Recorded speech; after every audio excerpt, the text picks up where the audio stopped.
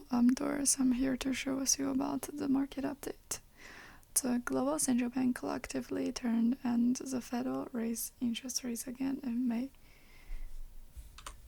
After assessing the economic environment, the Fed may raise interest rates for the last time at its meeting on May 3rd, which means that it is sending an important signal to central banks around the world that this round of aggressive tightening cycle will usher in an inflection point.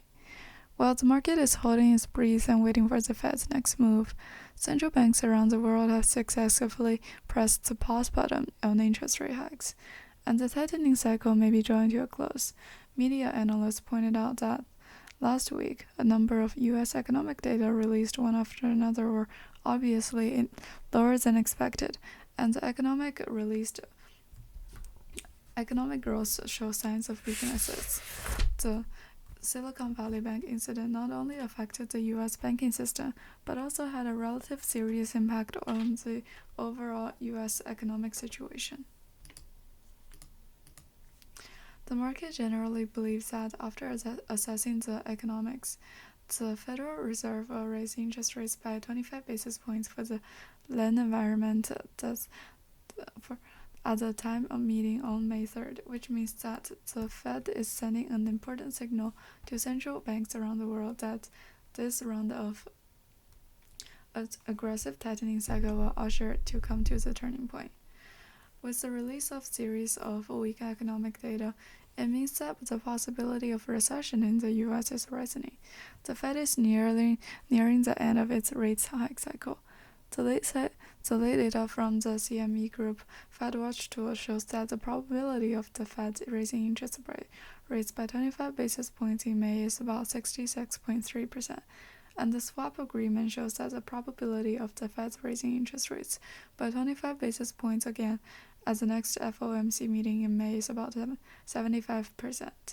Bloomberg economists expect the benchmark rate to be 5.25% by the end of 2023 and 4.25% by end of 2024. The market bets that the Fed will continue to raise interest rates in May. Media analysis pointed out that the current pressure on the banking industry cannot be prevented on the Fed from continuing to raise interest rates in May. At the same time, OPEC Plus rated production reduction last weekend, which caused oil prices to rise sharply. This may strengthen the Fed's decision to raise interest rates at the May interest rate meeting. St. Louis Fed President Bullard said last week that the OPEC Plus's production cut decision was unexpected, and that rising oil prices could make the Fed's job of reducing inflation more challenging. The Fed's interest rates choice used to fight inflation, not to solve bank pressure. Wall Street is betting too much on the odds in banking.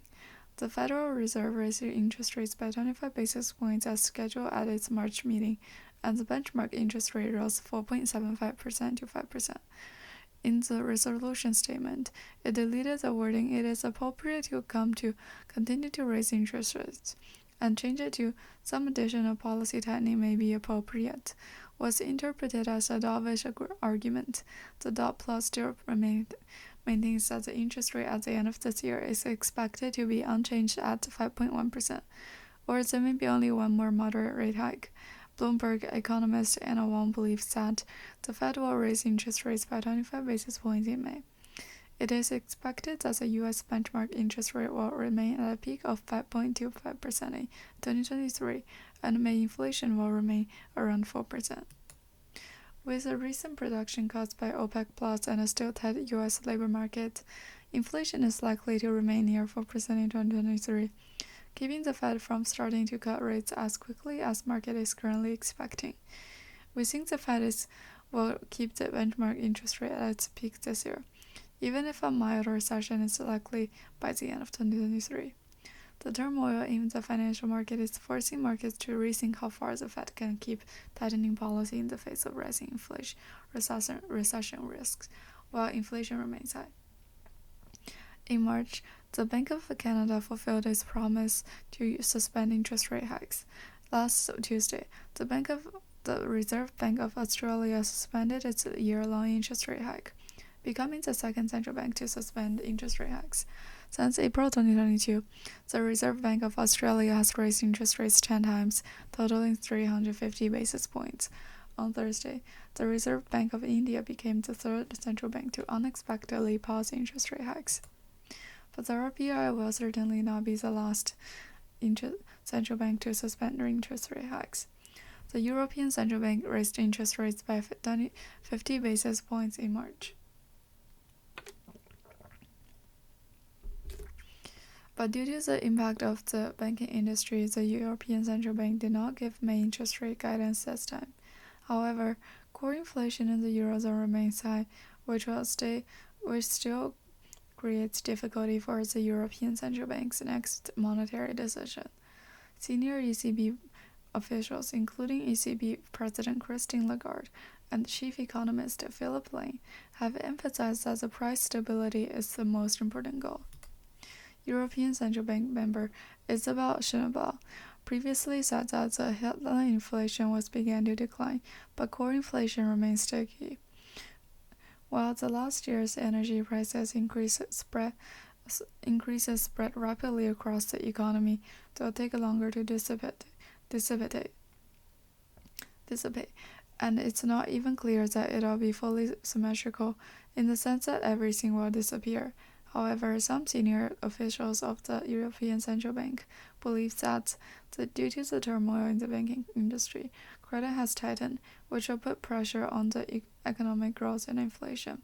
Meanwhile, the ECB will shrink its balance sheet by an average of 15 billion euros or $15.8 billion a month between March and June, a move that may also slow inflation somewhat.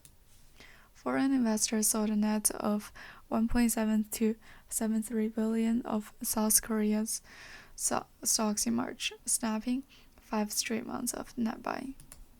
Foreign investors became net sellers of South Korean stocks in March, following the collapse of SVB in the U.S. and the Credit Suisse crisis. Data from the Bank of Korea showed on Monday. Foreign investors sold nearly a net $1.73 billion worth of South Korean stocks last month, reversing a 5-month streak of net buying, the data shows. The head of the Bank of Korea said the net selling of stocks by foreign investors was driven by heightened risk aversion following the banking crisis. Foreign investors also bought $1.81 billion worth of South Korean government bonds on a net basis in March, the first net purchase in 4 months. In February, the foreign investors sold a net $520 million worth of local bonds. On the other hand, the credit default swap (CDS) premium on South Korea's 5-year dollar-denominated currency stabilization bonds reached 43 basis points in March, up from 42 basis points in the previous months. The CDS premium reflects the cost of hedging the credit risk of corporate or sovereign debt. Rising premium means sovereign bonds are less creditworthy, and borrowing costs are higher. Thank you for listening. Don't forget to subscribe and like. See you next episode.